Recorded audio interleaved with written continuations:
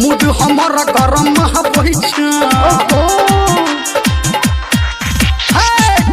Time बना मिलन हमारा से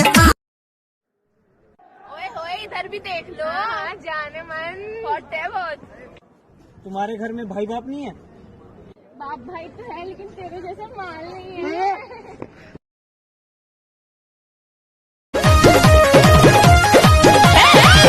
जवनी कली जवानी करे रहू पढ़ाई तो का करी लइका लइका में होला लड़ाई।